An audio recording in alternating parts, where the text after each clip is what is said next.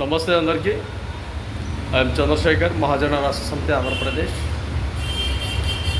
Marwadis go back అనే తెలంగాణలో ఒక నినాదం జరుగుతుంది. దాదాపు అంటే ఒక 10 days 10 రోజుల నుంచి. నిన్న దాదాపు కొన్ని ఏరియాలలో బంద్ కూడా పాటించడం జరిగింది కొంతమంది.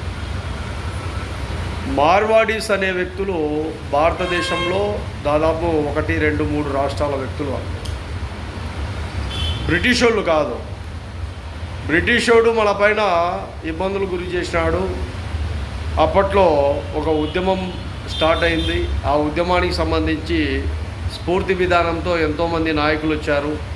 వాళ్ళను తరిమేశారు. వాళ్ళను గోబ్యాక్ అన్నాం. రకరకాలుగా సత్యాగ్రహాలు చేశాం.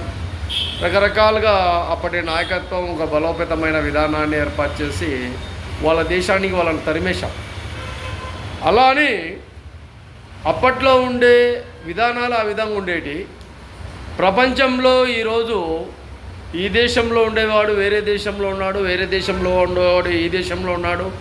రకరకాలుగా దేశంలో ఉండే కొన్ని మూలాలు అక్కడికి వెళ్ళిపోతున్నాయి, అక్కడి నుంచి ఇక్కడికి వస్తున్నారు, ఇక్కడ నుంచి వేరే చోటుకి వెళ్తున్నారు, రకరకాలుగా ఉన్నారు.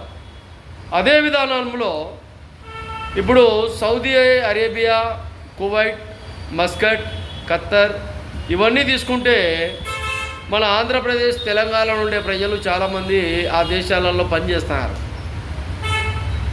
మరి వాళ్ళు ఇండియా వాళ్ళు గో బ్యాక్, ఆంధ్రప్రదేశ్లో ఉండేవాళ్ళు గో బ్యాక్, ఇంకా వేరే వాళ్ళు ఉండేవాళ్ళు గో బ్యాక్ అంటే ఈరోజు చాలామంది చాలా వరకు సామాజిక వర్గాలు చాలామంది కనీసం అంటే ఒక